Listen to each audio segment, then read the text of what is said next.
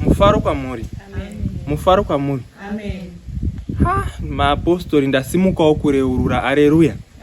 Ndinoreururawo dziri hasha nekugumbuka kubudikidza ngemwana wandakabereka. Mufaro kwamuri. Ndakamutuma mwanawo kuti endotenge mafuta. Aleluya.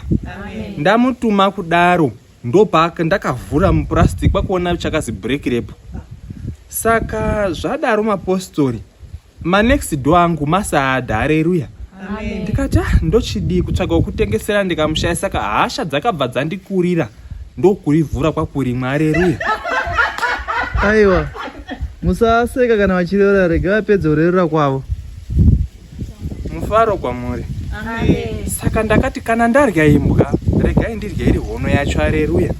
Ndopa ndakati mwana chimu $5 chiendawo tenga mamwe 5. Mufaro kwamuri. Ndakawanikwa ndakumwa mapostori, pfungwa dzangu dzikatanga kuita zeapo. Aleluya. Saka pandaiti nyama yekuti ndirye ndakaona kuti manext door angu masaadha aizondikumbira sezvo yanga iri Christmas. Aleluya. Saka ndakangoti chiendawo tora iri hochi. Ndopandakaonekwa ndanda kutogocha poko wamapostori. Aleluya. Saka zvakandishungurudza mapostori. Ndichizoreurura kuti ndakazomuka pakati peusiku hwemusi weChristmas iwoyo ndiri mupushu ndakashama. Mufaro kwamuri. Ndiri mumba mamundere panext pedu. Mufaro kwamuri. Rege vapedze.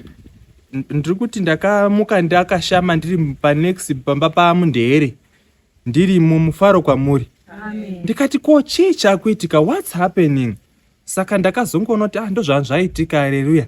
Ndikazoreurura zvekuba nekuti ndakanga ndakusecha homwe dzavo. Ndikati sezvo ndatorya imbwa rega ndirye iri chinyi iri hono plaza ndikashandiri mahara. Aleluya. Ndakazowanikwa ndakutorawo mari momwe mawo ndichizodawo zvekureurura in advance.